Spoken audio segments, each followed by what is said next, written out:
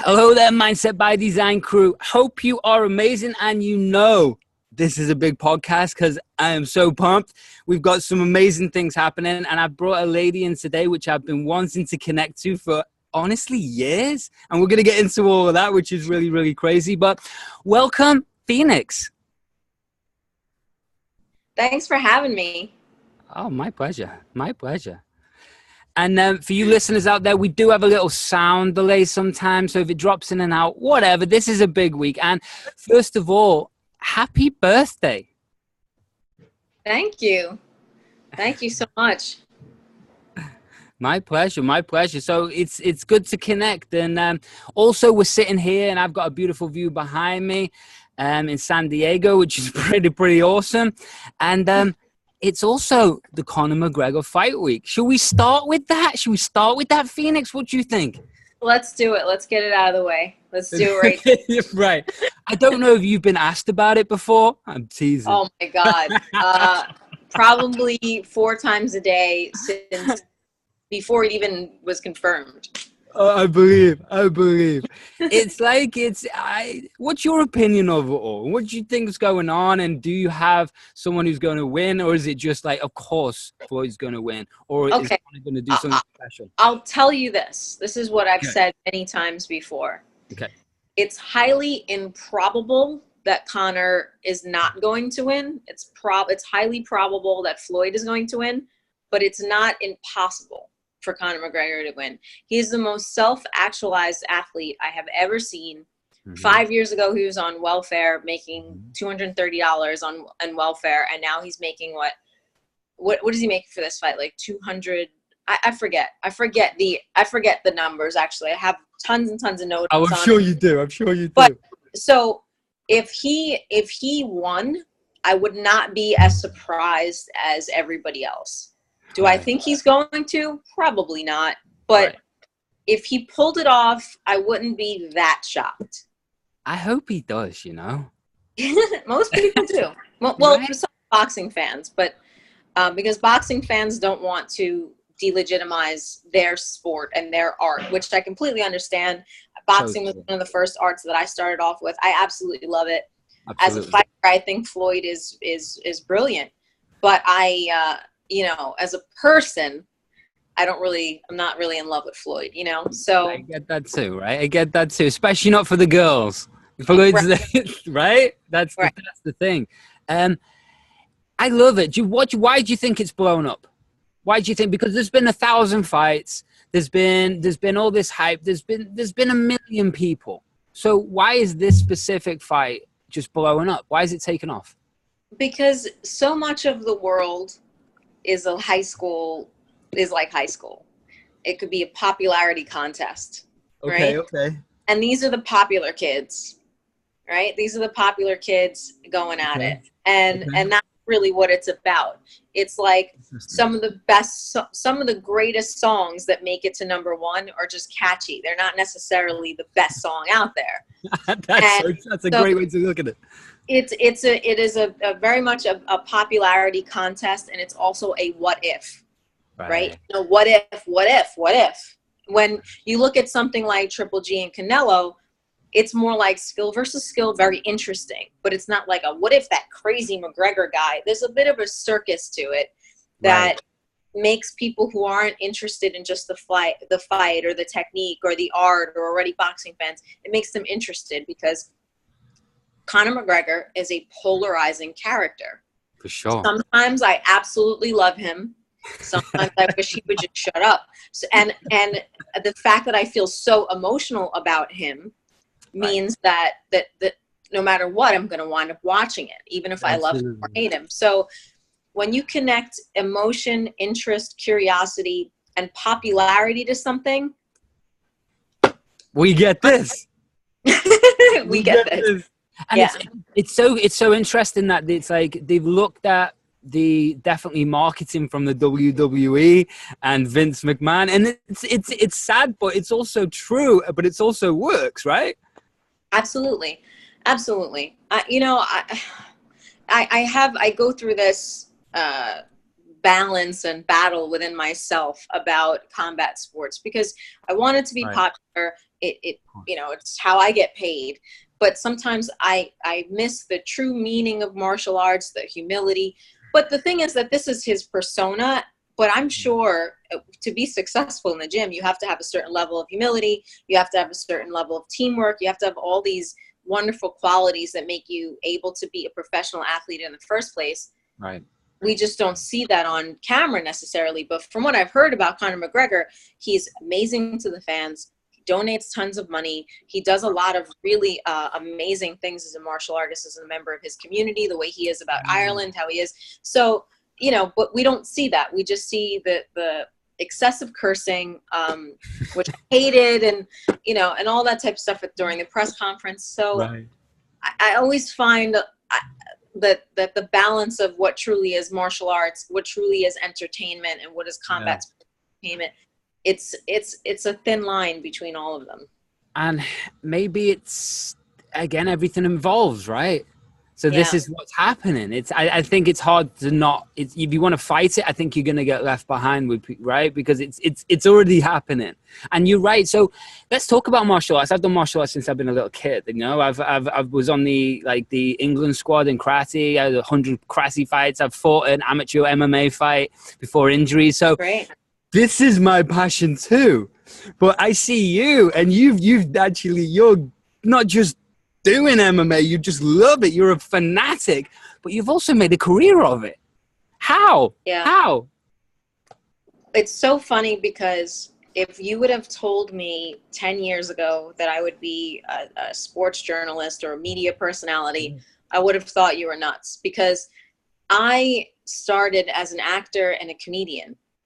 And all I ever wanted to do was to be in action movies or to be on a sitcom. And that's really all I ever wanted to do. I just love the creative aspect of movie making and TV and jokes. And but I always did like little funny skits and stuff. And I never got into martial arts for violence or for fighting. I got into it because I read a lot of comic books. And no way. Yeah, I actually went for hypnotherapy a couple years ago, and I was curious to find out why I was so obsessed with Japan and all this stuff. And when we went deep into my psyche, Wolverine just kept popping up. So I think my first exposure to a lot of these things was like comic books. My dad and my mother and father had done martial arts, so it was always kind of ingrained in my brain to do it. So it really started more with the interest in action movies and comic books than it ever was in fighting. And I started martial arts later in life, like in my late 20s. And when I had my own money, you know. When I was a kid, my parents were like, we don't have the money. And I would hang out in the gym or in the dojo, and I would talk to people. And I found people's lives so interesting. I just found athletes so interesting. And that turned into me interviewing them. And then that turned into me putting it on YouTube, and that turned into Dana White seeing it. And that, you know, it was just a matter of letting my curiosity allow me to be creative.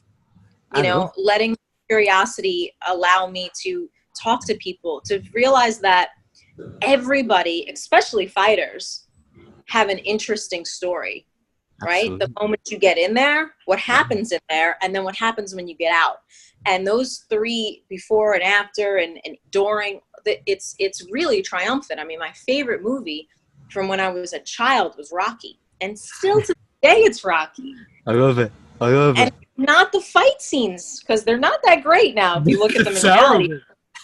It's the story. It's the relationship with him and Mickey, the relationship with him and Adrian, the relationship with him and Paulie, the relationship with him and even Apollo, you know. Even as adversaries, there's a relationship. So it's just, and that's what I do now. I tell good stories about what's happening during an event, after, before, and it's just all storytelling. That's why you're successful, because you've just hit the nail that people don't. You're not just showcasing, okay, this person positioned like this, or he thinks like this before and after. You're creating a narrative. You're literally creating a story for that person so the audience can attach to it and understand them on a deeper level. That's the genius, right? And do you think that so many other people miss that? I do, but I noticed that my girlfriends don't care about martial arts, and I'm happy that they don't, because it gives me a good break from it.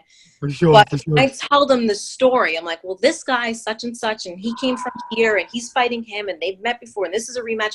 All of a sudden, they want to watch the fight. So I'm like, wow, there's something to this. People want to see success. They want to see the best that human beings have to offer. Yes. They want to see them triumph. They want to see them go through struggles. They want to see them dominate. They want to see these stories. That's what we go to the movies for. Totally. You know? So that's exactly what, and I know that that's the thing that people are looking to for sports. I don't celebrate, you know, I don't watch any other sports, but I will go to a Super Bowl party because it's so cool to see people come together and celebrate excellence or celebrate competition. And that's what it's about. It's this little moment in time where we get to, people talk about their teams like they're one of them. Well, we won this one, we lost that one. You're not a part of the team. Not at all. What's the we? What are you talking about? Right. As they're drinking beer. Yeah. But it's beautiful. It's really beautiful in its own way. So I like to be a part of that, and I like to celebrate that with people. And it's hard to see fighters lose, and I have to watch that. But you know, I had a dude completely crying after the fight the other day, but it's human. It's very human. Yeah. And that's the thing with fighting, isn't it? It's people don't realize it's not like losing a game of basketball or whatever a solo sport is. It's not like that. It's putting your manhood, even if you're a woman, right? It's still putting the alphaness on the line, and everything is into that 15 or 25 minutes. And I love what you've said. It creates, it's going back to tribes. Right. Prime and simple. The brain is taking us, it's a default setting, and the brain is taking us straight back to tribes. And so everyone gets in these tribes, and then for some bizarre reason, they hate the other tribe then. Yeah. It's like you become enemies. No, this is our tribe. You're your tribe. Screw you. When I lived in New Zealand, there was a guy there who lived in the UK where I'm from originally. And he was like, it's like the UK, including Ireland, it's like you were designed genetically to be warriors. Yeah. And now there's nothing to fight. You fight each other. And because it's crazy over there. It really is. And he was saying, it's like what I just said, but he's like, all right, mate. How are you? I'm good. How are you? I'm really good, mate. Nice to see you. Where you from, buddy? I'm from over here. Over here? Over there? Fuck over there. It's like, that's what happens, right? And I don't know what it is. It's total genetic, whether it's safety mechanism or whatever. I don't know. What do you think? Well, it's a safety mechanism. It's very much our reptilian brain, right? So what happens with the human mind is that sometimes instead of celebrating differences, it sees differences as a warning. Because if you look different than me, that means you're from a different tribe. And if you're from a different tribe, you might be trying to take over my area. So sometimes that old school brain of thinking, that happens a lot. And that's part of the reason why we fight. But the reason I love sports is you can still exercise that outlet in a very safe way, right? Because we need competition. We need that energy. But this is a great way to utilize that energy as we become more civilized, or supposedly. I mean, I'm saying that in probably the worst time that we've had in several years in the political climate here. But my energy has always been to celebrate someone's differences when they seem different than me. I find it cool, and I want to find out about it because I have my curious energy. And then I rely on my instincts to know if that's a good or bad person, you know? But it's interesting. It's like, I think rivalries have their place in the world, and they have their place in sports, but it's one place that can be exercised in a very safe way. It's when people take it too far that becomes a really huge problem. So people say, well, it's fighting, it's violence. Like, how could you be involved with that? I'm like, it's the safest form of violence. It's the best outlet for some people who really, truly need that. And it's as even as you can get. You're similar in weight classes. There's a referee. There's someone stopping you to safe. It's supposed to be fair. Both people are signing the agreement that to yes. No one's attacking anyone when they're asleep or in an unfair way. It's the fairest way to work out that human thing. You know, because it's innate. It's inside of them that you're a fighter. Right. And there's levels to this. Like, I'm a fighter, but that doesn't mean I'm the one leading the battle charge years ago as like, a Saxon or something. It's different. So if we look at the qualities of world champions, because you've interviewed a ridiculous amount of champions. Yeah. What's that quality, man? Because people don't realize the people that people see on TV who are doing any sport, they are absolute freaks. Freaks in the most beautiful term of the word. They are so special. And people sit there booing, and it just freaks me out. Yeah. So what's that quality? What makes that 1/4%, that 1%? What makes that GSP, the Anderson Silva? What makes that? Well, I think that there's a certain level of obsessive compulsive disorder that martial artists have. Because if you think about it, we do the same movements over and over and over again. Now, we add to them, right? We put some spices on it, but the meat and the potatoes are the same. Yes. Punch, kick, punch, kick, punch, kick, punch, kick. Then you add the footwork and the this and that and maybe a spinning kick or whatever. But the basics are always the foundation and the basics, and we have to do them over and over again. How many times have you thrown a jab, right? A billion at some point, right? So there's a certain level of obsessive compulsive disorder. There's a certain level of curiosity. There's also something in us that enjoys the fight, right? That likes adrenaline. There's a little adrenaline junkie thing in there. Right. And then I think that you have to want to compete. So when I look at someone like John Jones, winning means so much to him, dominating, winning. Frankie Edgar is the best example of this because Frankie doesn't have a mean bone in his body. Really? Like nowhere in him. He's the nicest person. You know, he's like a teddy bear in real life. But when he has to compete with something, and I'm talking, it could be anything. No. It's all that competitive gene just clicks, and he must win. He must beat you. You know, it could be a push contest. And that's right. And that competitive edge will make you. And then, of course, there's some things that are genetic. I do believe that there's chemicals and hormones in your body that make you more gregarious, that make you more shy, you whatever. I do too. Yeah. I do too. And I love the OCD factor. I'm a huge fan of OCD. It just needs to be directed in the right way. Otherwise, it becomes a nightmare, right? But I've never met a successful person in anything ever that isn't absolutely obsessed with the craft. Right. And that's the thing. And so do you think that like people like GSP and that, yes, and Frankie, they switch on that win, but where is that coming from? Is that coming from like at the highest level? We're talking about the highest level. Is that coming from heart or is that coming from ego? Does that make sense? I think it's a combination of the two. I think if it's with people with ego, it doesn't last very long. That will make you eventually self-destruct. Okay. Right. But when it comes from heart, there's a much more of a healthy balance to it. Right. You do need to have somewhat of an ego to be involved with fighting. But again, it's about balancing that energy because martial arts is a combination of I'm humble enough to take an ass whipping in the gym and keep working on things and not to think that I'm the best so that I continue to grow. And then I believe in myself enough. I'm confident enough to stare you across the face and say, I'm going to beat you today.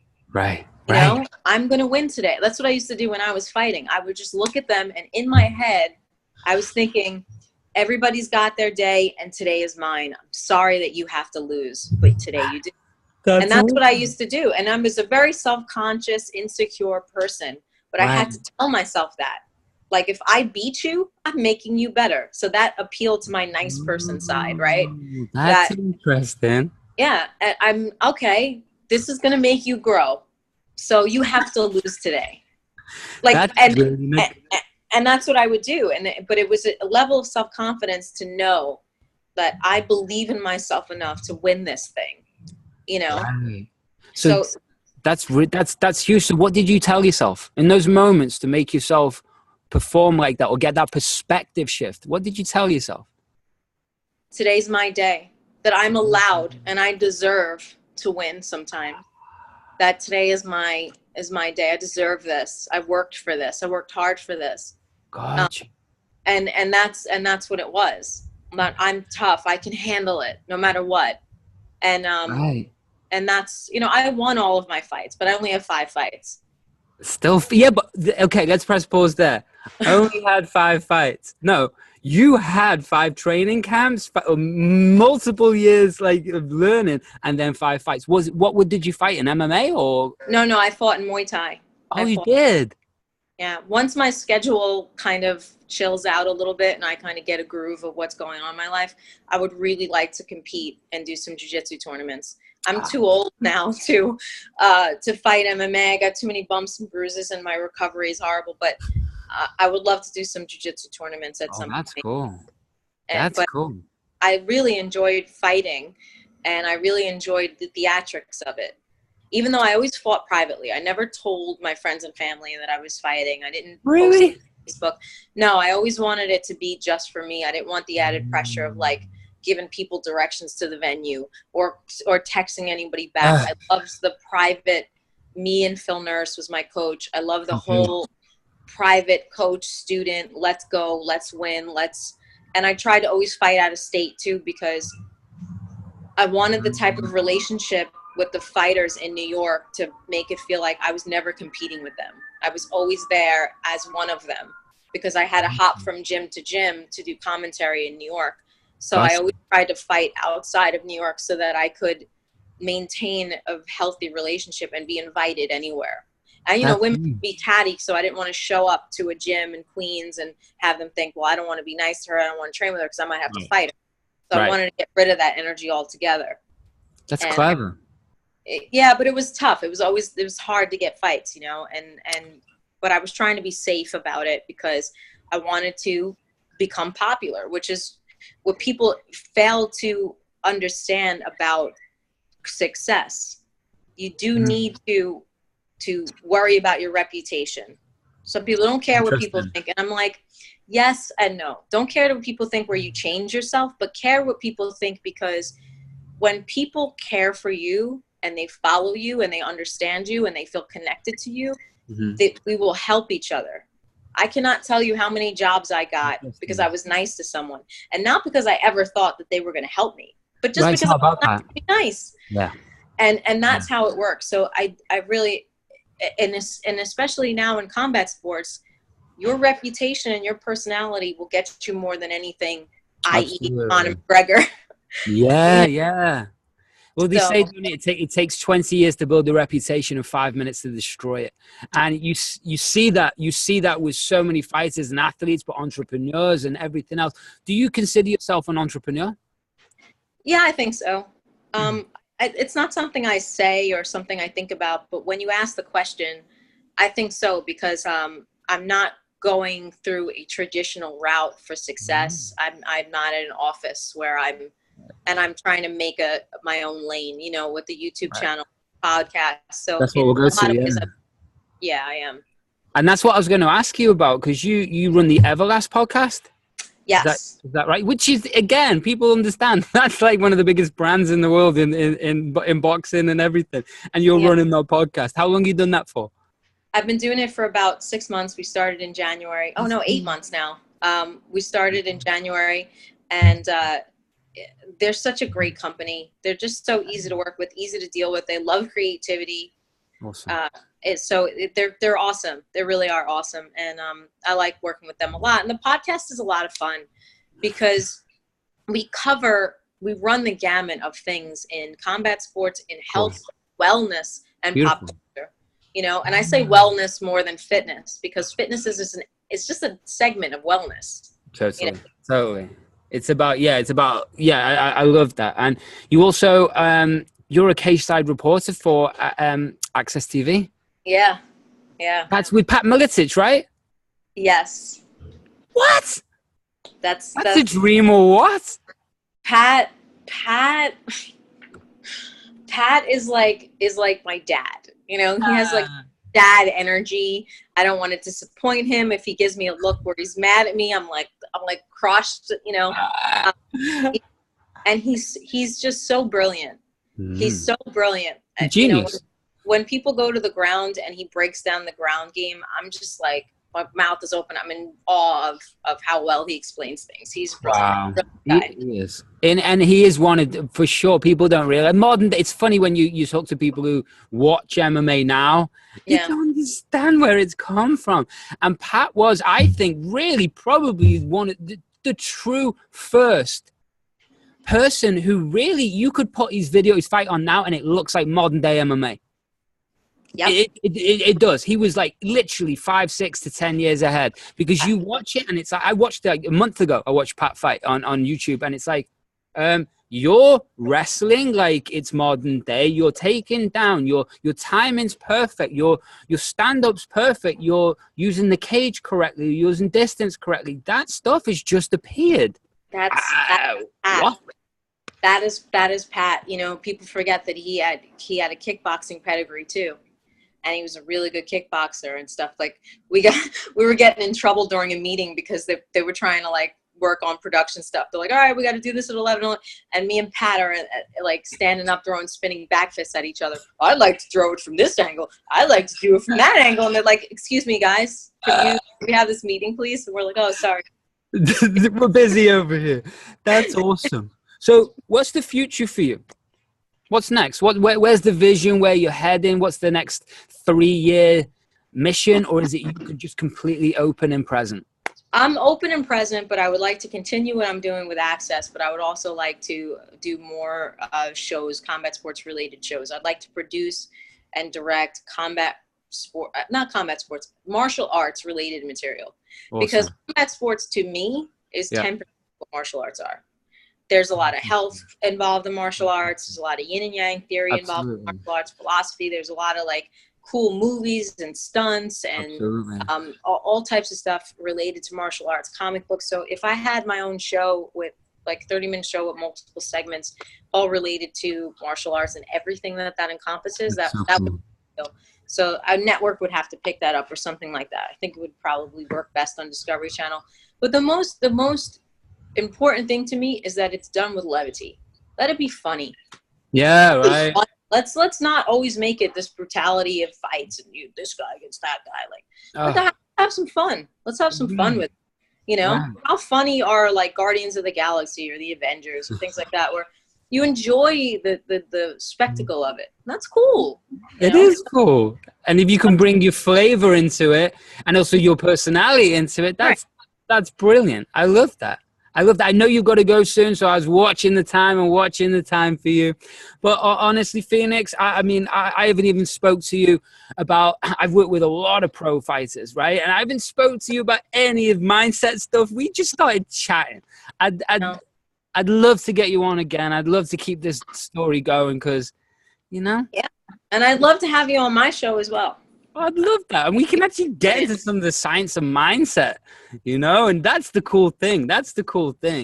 And so where's the best place people can find you? So we've got Access TV, Cage-Side Reporting. Yeah. Right? We've got your Everlast podcast. Where's that? How do we find that?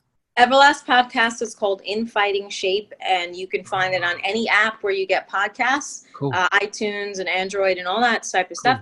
And then I have a YouTube channel called Everything Martial Arts, which is like segments and interviews and lots of nerd stuff. You know, if you like Star Wars and you like comic books, you can find that on there too. Oh, that's awesome. And then, you know, Twitter is Microphone Fiend. So microphone and then like let half of Phoenix. Okay. And Instagram is Phoenix Carnevale and Facebook is Phoenix Carnevale. And I'm going to put the links everywhere for you. Great. So I'm going to blast it everywhere across social media. And you know what? Seeing as it's the Conor McGregor fight week, let's get this out this week. All right. Awesome. I'd love to hear what people think too of the event, especially the people who aren't hardcore combat sports fans.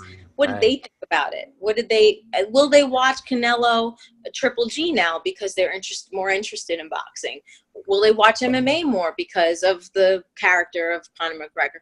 What's going to happen? What do you guys think about this if you're not necessarily a combat sports fan? I love that question. Curious about. I love that question. And it's going to be interesting to see after the fight, and it's going to be interesting to see the fight. And it's just, it's going to, whatever it's going to be, it's going to be. And then we can pick up in a few weeks and we can discuss it, right? Yeah, I love that. That'd be awesome. Yeah, it'd be awesome. And thank you so much for today, Phoenix. It's been a pleasure. And yeah, let's connect very, very soon. Awesome. I love that. Great. Let's do it.